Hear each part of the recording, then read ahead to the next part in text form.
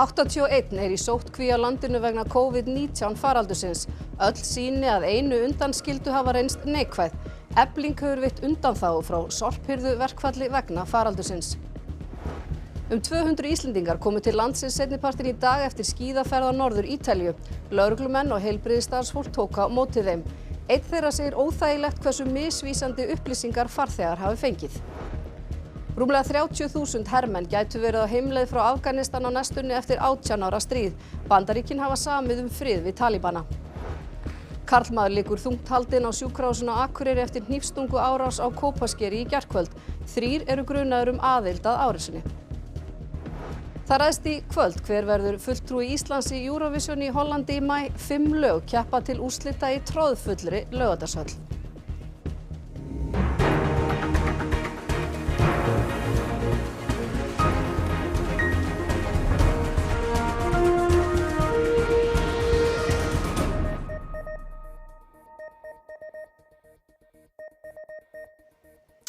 Gott kvöld. 81 í sóttkví á landinu vegna kórónuveiru faraldursins. Einn hefur greinst með smit og hann í einangrun, en öll önnur sýni hafa verið neikvæð. Hótel á Rauðarárstíg verður notað sem sóttkví fyrir ferðamenn, en forstjóri Sjúkratrygginga Íslands gerir ekki ráð fyrir að þurfa að fullnýta það. Alls hafa 85 sýni verið tekin að undanförnu, en aðeins einn, karlmaður á 50-aldri sem var að koma frá Norður-Ítalíu, hefur greinst með COVID-19 veiruna. 24 sýni voru tekin í gær eftir að smitið kom í ljós, en þau reyndust öll neikvæð. Maðurinn sem smitaðist nú í einangrun á smitsjúkdómadeild Landspítalans. Vinna hófst strax við að rekja mögulegar smitleiðir og sú vinna leiddi til þess að 49 manns, meðal annars samstarfsfólki mannsins og fjölskyldu, var ráðlagt að fara í sóttkví. Fréttastofa ræddi í dag við nokkra sem eru í heimasóttkví, en enginn treysti sér í símaviðtal. Sóttkví notuð þegar einstaklingur hefur mögulega smitast af sjúkdómi en ekki ennþá veikur sjálfur. Einangrun á aftur á móti við sjúklinga sem eru með einkenni smitandi sjúkdóms. En hvað þýðir að vera í heimasóttkví? Fólk í heimasóttkví má ekki vera út á meðal fólks, eins og til dæmis hér, og það má ekki vera í opnum rýmum eins og stigagöngum, í þvottahúsum eða líkamsræktarstöðum. En það má aftur á móti fara í gönguferðir eða út í garð, en þá þarf fólk að halda sig í 1 til 2 metra fjarlægð frá öðru fólki. En það má allavega fara út með ruslið. Ísland var síðast Norðurlanda þar sem COVID-19 veiran greindist. Flestir sjúklingar í þessum löndum eiga það sameiginlegt að tengjast með einhverjum hætti ferðum til Norður-Ítalíu. Staðan sem upp komin fordæmalaus, en það var ákveðið í gær að Sjúkratryggingar Íslands myndu leigja Fosshótel Lind hér við Rauðarárstíg og breyta því í sóttkví. Þetta fyrst og fremst fyrir erlenda ferðamenn sem ekki hafa aðstöðu til þess að vera í heimasóttkví hér. Og það hugsanlegt á einhverju tímapunkti ef það eru alveg sérstakar aðstæður meðal Íslendinga sem þurfa að vera í sóttkví, en eins og ég segi, þetta hugsað fyrir erlenda ríkisborgara. Hægt verður að taka á móti fólki á hótelinu strax á morgun og hótelstarfsfólk starfar þar í samráði við heilbrigðisstarfsfólk. 78 herbergi eru á hótelinu. Og gerir ráð fyrir að þurfa að nota þau öll? Nei, á þessu stigi gerum við það nú ekki. Þetta varúðarráðstöfun og ég held að sé bara mjög mikilvægt að leggja áherslu á það. Að við viljum hafa þetta rými til staðar ef að það kynni að verða þörf á því. Efling hefur veitt undanþágu á verkfallsaðgerðum í Reykjavíkurborg varðandi sorphirðu eftir beiðni frá neyðarstjórn Reykjavíkurborgar og almannavörnum. Unnið að undanþágubeiðni varðandi þrif á hjúkrunarheimilum. En hér á Keflavíkurflugvelli lenti síðdegis í dag klukkan 5 frá Verona á Ítalíu flugvél með 200 Íslendinga um borð sem voru að koma úr skipulagðri skíðaferð. Lögregla og heilbrigðisstarfsfólk á vegum Rauða krossins fór um borð í vélina og veitti farþegum fræðslu og ráðleggingar. Þessir farþegar þurfa ekki að fara í sóttkví eftir að heim komið og Þórólfur Guðnason, sóttvarnalæknir, útskýrði fyrir okkur fyrr í dag hvers vegna ekki telst þörf á því. Já, við erum búin að skilgreina opinberlega áhættusvæði og það eru 4 héröð á Norður-Ítalíu sem eru skilgreind sem áhættusvæði og við höfum gefið það út að einstaklingar sem hafa dvalið á þessum stöðum og eru að koma hingað heim, þeir þurfa að fara í sóttkví.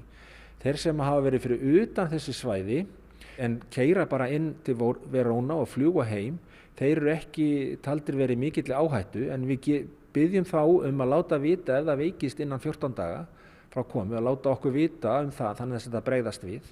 Þannig að það þurfi ekki allir að fara í sóttkví samkvæmt okkar leiðbeiningum, en við höfum líka sagt að tilmæli okkar og skilgreiningar áhættusvæði þær kunna breytast á hverjum degi, þannig að leiðbeiningarnar breytast í samræmi við það. Við ræddum við farþega eftir þeir komu frá borði hér síðdegis. Einhverjir greindu frá því að borð hafi verið einstaklingur eða fleiri með flensulík einkenni. Farþegar voru ánægðir með þá fræðslu sem þeir fengu eftir að flugvélin lendi, en kvörtuðu þá undan því að mikið væri misvísandi upplýsingar á kreiki. Við fengum bæði borð upplýsingar og svo fengum við blöð hérna, pappír þegar við komum. Þá mættu okkur hjúkrunarfræðingar sem létu okkur fá upplýsingar bara stöðumála og hvað ættum að gera. Og hverja voru þær leiðbeiningar sem þið fenguð?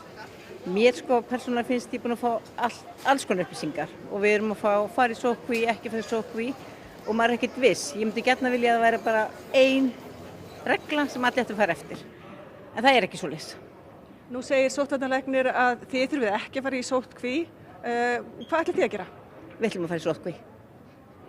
Þið hefur bara ákveðið það upp á ykkar einsdæmi? Já, við erum með eldri mæður og barnabörn og við ætlum ekki að hitta neitt. Við ætlum bara taka okkur frí frá öllum í 4-5 daga og vona þetta í. Það var ekki talað um að þið þurftu að fara í sóttkví? Nei, það var ekki talað um það. Við erum að koma að skíðasvæði sem var utan skilgreintra áhættusvæða, þannig að það var metið þannig að við þurftum ekki að fara í sóttkví, en þetta ætti hver og einn svona að fylgja skynseminni og hafa samband við sinn atvinnurekanda og meta svona stöðuna út frá því. Myndu svona einmitt haga þér öðru í næstu dagana út frá þessum leiðbeiningum sem þú hefur fengið? Já, ég mun gera það. Ég mun svona fara sérstaklega varlega að reyna að hugsa sérstaklega hreinlætið og fara kannski ekki svona á almenningsmót eða taka þátt í einhverjum slíkum viðburðum og fara þá varlega í vinnunni ef að niðurstaðan verður svo að ég mæti til vinnu. Veistu eitthvað til þess að einhverjir hafi verið með einhver einkenni sem voru þarna borð? Nei, heyrið ekki neitt slíkt. Það virtist allir verið við hesta heilsu. Víðir Reynisson, yfirlögregluþjónn hjá ríkislögreglustjóra Reykjavíkurborg hefur óskað eftir þessum undanþágum frá verkfallsaðgerðum Eflingar og það er náttúrulega hreinlætið sem þar vegur mest. Þið hjá Almannavörnum lýstu í dag yfir áhyggjum einmitt af þessum verkföllum. Er það af því að helsta vopni í þessari baráttu er hreinlæti? Já, þetta snýst náttúrulega, allar okkar varnir snúast náttúrulega fyrst og fremst það að halda hlutunum hreinum og tryggja lágmarks hreinlæti. Þess vegna vildum við óska þess að deiluaðilar kæmu sér að samkomulagi undanþágur í þessu máli sem snúast beint að lýðheilsunni. Já, og það hefur verið samþykkt eins og fram kom áðan varðandi sorphurðina og svo er undanþágubeiðni sem býður varðandi hjúkrunarheimilin. Farþegarnir töluðu áðan að upplýsingar hefur verið misvísandi og þetta auðvitað fordæmalausar aðstæður. En það er varðandi þessa skilgreiningu á hættusvæðum og ferðalög þangað. Þarf hugsanlega að herða reglurnar? Já, það kannski halda bara áfram að reyna að skýra þær, hafa skarpari. Það er gert hættumat á hverjum einasta degi í samvinnu við sóttvarnalækni og sóttvarnastofnun Evrópu. Þar sem við svolítið horfum á hvað þeir eru að gera og svæðin sem eru skilgreind svona er raunin í samvinnu við þá og það er metið á hverjum degi. Það þótti ekki ástæða til þess að breyta í dag en við munum auðvitað endurmeta það aftur á morgun og áfram næstu daga. En hafið þið skilning á þessari gagnrýni sem að kemur bæði misvísandi upplýsingar og kannski hraða viðbragða? Já, við höfum það. Við erum búin að fara í gegnum gærdaginn hjá okkur og sjáum alveg við gátum gert betur. Við erum búin að eyða tíma í dag að laga þá verkferla. Og við fögnum í sjálfu sér allir í gagnrýni á það sem við erum að gera því að það hjálpar okkur bara einfaldlega að verða betri. Við erum í svona hægum fasa í þessu í dag, það er 1 tilfelli komið. Við viljum vera betur undirbúin þegar tilfellin verða fleiri og þess vegna er mjög mikilvægt að fá þessar ábendingar þannig að við getum lagað okkar ferla og skerpt mjög á því hvað við erum að segja og það er alveg ljóst að við þurfum að vera svolítið skýrari í því sem við segjum. Það fengu í dag allir sem komu með þessari flugur fengu nákvæmlega sama blaðið og hefðu þar alveg átt að fá sömu upplýsingarnar. Þannig að við bara höldum áfram að reyna að bæta okkur. Það voru tekin 2 sýni úr farþegum sem voru að koma frá Verona. Þeir hafa væntanlega sýnt einkenni flensu eða hvað? Já, þeir gáfu sig fram í hjúkrunarfræðingar sem voru á staðnum og þeir voru með svona flensu lík einkenni og það var ákveðið að grípa þá til þessara ráðstafna, það tekið sýni og þau fara heim til sín og eru þar í einangrun þangað til að við vitum betur ferlið þeirra og síðan hvað kemur auðvitað úr sýnunum. Já, þau eru sóttkví væntanlega heima hjá sér. Já. Og það tekur einhver tíma að fá niðurstöðu úr þessu prófi. Já, það tekur 4 til 6 klukkustíma að fá niðurstöðu úr prófinu en við getum ekki keyrt þetta allan sólarhringinn. Þannig að niðurstaðan á þessum sýnum liggja fyrir hádegi á morgun. Já, bara östudagurinn sleppir, þarf fólk að óttast smitt? Það er engin ástæða til að vera óttaslegin, en við þurfum að vera viðbúin, við þurfum að fara eftir þessum leiðbeiningum sem við segjum og ef við gerum það þá minnkum við verulega líkurnar á því að fólk smittist. Kærar þakkir fyrir komuna við þess. Við höldum áfram því tilfelli veirunar á heimsvísu nálgast nú 86.000. Þaraf hafa 1800 greinst frá því í gær. Fyrsta dauðsfalli í Bandaríkjunum vegna veirunar varð í dag. Í dag voru fyrstu tilfellin greind í Ekvador og Katar. Í Suður Kóreu greindust nærri helmingi fleiri síðasta sólarhringinn en í Kína. Í Evrópu er ástandið enn langverst á Ítalíu. Þar eru smitaðir að nálgast 1200, þaraf yfir 200 sem greindust í dag. Í Noregi eru 15 smitaðir, 8 manns greindust í dag. 3 þeirra starfa á Ullevål sjúkrahúsinu í Ósló. Talið er að læknir á augnlækningadeild hafi smitað aðra eftir að hafa verið í fríi á Norður Ítalíu. Og þá á öðrum fréttum, því Bandaríkin og önnur NATO-ríki ætla að draga allt herlið frá Afganistan samkvæmt friðarsamkomulagi sem bandarísk stjórnvöld og talibanar undirrituðu í dag.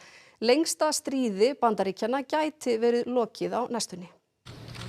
Erindreki Bandaríkjanna og aðal samningamaður talibana undirrituðu samkomulagið hádegisbil í Doha, höfuðborg Katar. Samningaviðræður hófust fyrir 2 árum eftir þrýsting frá Donald Trump Bandaríkjaforseta. This effort only became real for the United States when the Taliban signaled interest in pursuing peace and ending their relationship with Al-Qaeda and other foreign terrorist groups. They also recognized that military victory was impossible. This step was very important because this step to be taken, inshallah, properly, opening a door to intra-Afghan negotiation. Viðræður talibana og afganskra stjórnvalda hefjast eftir rúma viku. 31.000 hermenn frá 40 NATO-ríkjum eru í Afganistan, 14.000 bandarískir og 17.000 frá 39 öðrum ríkjum. Á næstu 14 mánuðum fara þeir allir heim, standist samkomulagið. And I say to the Afghan people, the international community stands with you. NATO stands with you. Talibanar heita því að leyfa ekki Al-Qaeda eða öðrum öfgahópum að starfa á þeirra yfirráðasvæði. Í dag hafa þeir yfirráð yfir stærra landsvæði en þegar þeir voru við völd í landinu til ársins 2001. Undir þeirra stjórn hafa fjölmörg mannréttindabrot verið framin. Til dæmis hefur konum verið skipað að hylja sig frá toppi til táar og bannað að sækja nám. Ástandið í Afganistan er afar bágborið eftir margra áratuga átök og stríð. Árið 2001 hófst innrás Bandaríkjahers tæpum mánuði eftir hryðjuverkaárásina á tvíburaturnana í New York. George Bush yngri, þáverandi forseti Bandaríkjanna, vildi að talibanar framseldu Osama bin Laden sem hafði verið í felum í landinu. Því var hafnað, 7. október hófst innrásinn og nú rúmum 18 árum síðar gæti þetta lengsta stríð Bandaríkjamanna verið á enda. 3 sitja í fangelsi á Akureyri grunaður aðild að hnífstungu árás á Kópaskeri í gærkvöld. Maðurinn sem var stunginn liggur þungt haldinn á gjörgæslu. Ástæða árásarinnar er ókunn. Það var klukkan 9 í gærkvöldi sem lögreglu var tilkynnt að maður hefði verið stunginn með hnífi í heimahúsi á Kópaskeri. 3 íbúðir eru í húsinu og samkvæmt heimildum var fórnarlambið í heimsókn hjá nágrannakonu í næstu íbúð þegar árásarmaðurinn réðist þar inn. Konan hlaut minniháttar áverka í átökum sem þar urðu og tilkynnti síðan hnífstunguna. Árásarmaðurinn braust inn í húsið og ummerkin hér eru greinileg því að rúða í útihurðinni er brotin.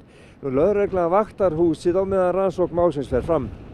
Það var slæmt veður á Kópaskeri í gærkvöldu og mikil ófærð og lögreglumenn frá Akureyri og Húsavík komust ekki þangað fyrr en 11. Læknir hafði þá hlúðað fórnarlambinu. Sérsveit ríkislögreglustjóra og bráðatæknar komu svo með þyrlu til Kópaskers rétt eftir 11:30. Sá sem fyrir árásinni varð var fluttur með þyrlunni á sjúkrahúsið á Akureyri þar sem hann er á gjörgæslu og líðan hans sögð stöðug. Meintur árásarmaður, karlmaður á 50-aldri, var handtekinn 1-leytið og par sem var með honum handtekið í kjölfarið. Samkvæmt heimildum fréttastofu komu þremenningarnir á húsbíl til Kópaskers í fyrradag. Parið í þeim tilgangi að skoða þetta hús með kaup í huga. Fólkið á engin tengsl við staðinn og ástæða árásarinnar ókunn. Öll 3 eru nú í fangageymslu á Akureyri. Staðan í sjálfu sér bara svo að þetta bara á frumstigi. Það voru einhverjir handteknir í nótt, það verið að vinna að yfirheyrslum yfir þeim. Eitthvað af þessu fólki komið við sögu lögreglu? Já, það klárt að einhverjir hafa komið við sögu áður, en ég get ekki staðfest hverjir það voru. Nú þess beðið að vettvangsrannsókn geti hafist á Kópaskeri, en til þess koma menn frá tæknideild lögreglunnar á höfuðborgarsvæðinu. Verður farið fram í gæsluvarðhald? Það bara eitt af þessu sem við erum að skoða í augnablikinu og verið að meta gögnin. Mér finnst það mjög líklegt, já. Málflutningi lokið í framsalsmáli Julians Assange, stofnanda Wikileaks. Assange hafður í glerbúri við réttarhöldin. Eftir að málflutningi lauk í Lundúnum á 50dag var gert hlé á réttarhöldunum til 18. maí. Tekist var á hvort gjörðir Assange teljist pólitískar. Lögmenn bandarískra yfirvalda halda því fram að þær hafi ekki verið á pólitískum meiði, þar sem upplýsingum hafi ekki verið lekið til þess að steypa stjórn landsins af stóli eða breyta stefnu hennar. Samkvæmt framsalssamningi Bretlands og Bandaríkjanna fólk sem sakað brot af pólitískum meiði ekki framselt. Verjandi Assange segir hins vegar að Wikileaks hafi ekki aðeins leitast við að breyta stefnu Bandaríkjastjórnar, heldur hafi hún breyst eftir birtingu gagnanna. Wikileaks fjallaði meðal annars illa meðferð fanga á Guantanamo-flóa og myndskeið af árás Bandaríkjahers á almenna borgara í Bagdad. Kristinn Hrafnsson, ritstjóri Wikileaks, skrifar á Facebook að það sé þung upplifun að horfa á Assange í glerbúri við hlið 2 fangavarða þar sem hann reyni að veikum mætti að fylgjast með málflutningi framtíð sína. Í Bandaríkjunum Assange stemt í 18 ákæruliðum. Verðan sakfelldur bíður hans alltaf 175 ára fangelsisdómur. Þegar réttarhöldin framsal hans til Bandaríkjanna hefjast aftur í maí, verða vitni kölluð til og búist við að vitnaleiðslur taki 3 vikur. Þyrla Landhelgisgæslunnar var kölluð út að Kirkjufelli í Grundarfirði vegna slyss sem var þar á 4. tímanum í dag. Svifvængja-flugmaður ætlaði að svífa niður af fjallinu en lenti í sunnanverðri hlíðinni. Töluverður viðbúnaður var vegna slissins og björgunarsveitir af öllu Snæfellsnesi kallaðar út. Maðurinn slasaðist á fæti og var hífður borð í þyrlu Gæslunnar sem flutti hann til Reykjavíkur og kom honum þar undir læknishendur. Afmælisbörn dagsins glöddust alveg sérstaklega því þau eiga jú bara afmæli á 4 ára fresti. 5 ára háskólanemi segist hlakka til níræðisaldursins en þá verður hún 20. Aðeins 250 Íslendingar eiga afmæli í dag, 29. febrúar. Nú hlaupár og þá geta þeir allir fagnað afmælinu á afmælisdeginum sjálfum. Vinir og fjölskylda Ernu Kristínar vöktu hana með afmælissöngnum snemma í morgun en hún segist dekruð alveg sérstaklega á afmælisdegi. Ég 20 og síðan 5 ára í afmælisdögum. Og hvernig þetta að eiga svona fá afmælisdaga? Það svona, ég síung. Ég held að vera skemmtilega þegar ég er eldri að geta sæst vera bara 20 ára þegar ég er 80. Í Vesturbænum hófust hátíðahöldin líka snemma í morgun. Ég er orðin 9 ára. Þú reiknaði nú. Ég hætti að telja hinum árunum, þannig nú er ég bara 9. Það er mjög sjaldgæft að hitta á 29. febrúar en líkurnar eru 1 á móti 1461. Það er því líklega að fæðast með 11 fingur. Hildur segir að þessi sjaldgæfi afmælisdagur hafi stundum truflað þegar hún var yngri. Jú, þú veist, og maður var alltaf bara eitthvað, já þú ert ekki afmælinu, þú fær enga pakka og eitthvað svona, þú veist. Og svo þegar ég var ennþá minni, þú veist, þá var ég alltaf bara 3 ára eða 2 ára og þú veist, það var ekkert skemmtilegt heldur, sko. En þú veist, þegar það hittir ekki á, þá tek ég yfirleitt bara alla helgina sem að, þú veist, sem að henta fyrir mig. Þannig að ég er mjög mikil afmælisstelpa. Hildur og Nikolas unnustu hennar ætla að gifta sig í sumar en hún segist ekki hafa nýtt sér gamla þjóðtrú að ekki megi hafna bónorði á hlaupástegi. En Nikolas segir að þessum afmælistegi fylgi alltaf aukin pressa. Yeah, it's a little bit of extra pressure, but I treat her well every day, in fairness. But I'm just kind of glad that I'm no longer dating an 8-year-old and I'm now dating a 9-year-old.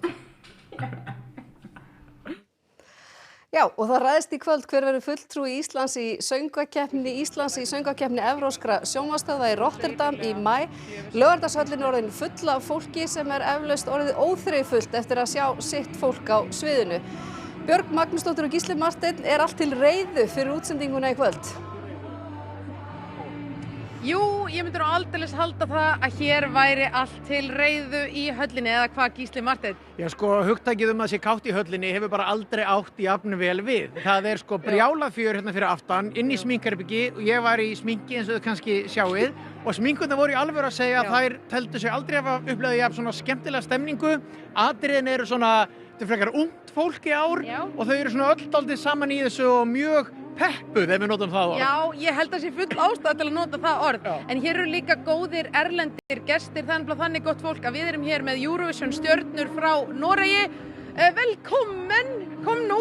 Þetta eru sem sagt Eurovision stjörnur som sigruðu símakostningu almennings i fyrra. Så hvordan har deres år vært? Det har vært helt fantastisk. Vi har vært i Australia, i Europa, rundt omkring i Norge, og nå er vi her på Sangvakeppnin. Og samtidig så har vi lagd masse ny musikk, og vi slipper jo album som kommer veldig snart. Og så skal vi synge en ny sang her i dag. Det gleder vi oss til. Nei, ég segi nú bara að það hefur gengið á miklu hérna hjá Keino á árinu, þau hafa verið út allan heim að spila. Frábær ný tónlist á leiðinni og þau eru líka mjög peppuð. Ég líka og ætla að flytja nýtt lag hérna eftir. Ég meina spurning á norsku, passið ykkur. Dere fikk flest publikumstemmer i fjor. Betyder dette at dere vil kvitte med den jurerne?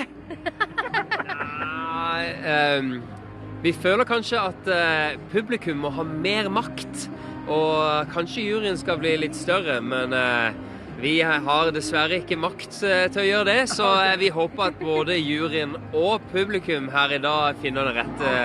Þetta eru mjög svona diplomatísk svör hérna, þau ætla sjálfsögð að reka dómarana. Ekki neitt, en þau vilja kannski aðeins meira vægi almennings. Þið eru almenningur, þið kjósið í kvöld. Fylgist með okkur, við förum í lofti 1945. Einmitt, og þá að veðrinu. Það vaxandi austanátt með stormi eða roki syðst á landinu í kvöld en víða hvassviðri eða stormur á morgun.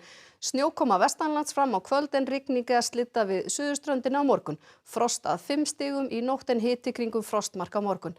Sigurður Jónsson veðurfræðingur fer nánar yfir veðrið að loknum íþróttum og það Eva Björk Benediktsdóttir sem sér þær í kvöld. 4 leikir fóru fram í Olísdeild kvenna í handbolta í dag og mættust þar meðal annars Fram og Valur sem mætast í undanúrslitum Coca-Cola bikarsins á miðvikudag. Ísland mætti Úkraínu í lokaleik sínum í annarri deild heimsmeistaramótsins í íshokkí á Akureyri í kvöld. Og heimsbikarinn í alpagreinum enn í fullum gangi og nú farin að færast veruleg spenna í leikana en keppt var í 3 greinum í dag. Og þá ætlum við næst að fara yfir helstu atriði þessa fréttatíma. 200 Íslendingar komu til landsins frá Norður Ítalíu seinnipartinn í dag. Tekin voru sýni úr 2 farþegum sem voru með flensueinkenni. Yfirlögregluþjónn segir þá farþega nú farna í sóttkví og niðurstöður úr sýnum liggja fyrir hádegi á morgun. Rúmlega 30.000 hermenn gætu verið á heimleið frá Afganistan á næstunni eftir 18 ára stríð. Bandaríkin hafa samið frið við talibana. Karlmaður liggur þungt haldinn á sjúkrahúsinu á Akureyri eftir hnífstunguárás á Kópaskeri í gærkvöld. 3 eru grunaðir aðild að árásinni. Þessum fréttatíma lokið. Flytjum ykkur áfram fréttir á ruv.is og í útvarpi. Takk fyrir samfylgdina, njótið helgarinnar og söngvakeppninnar sem hefst að loknum veðurfréttum. Góða skemmtun!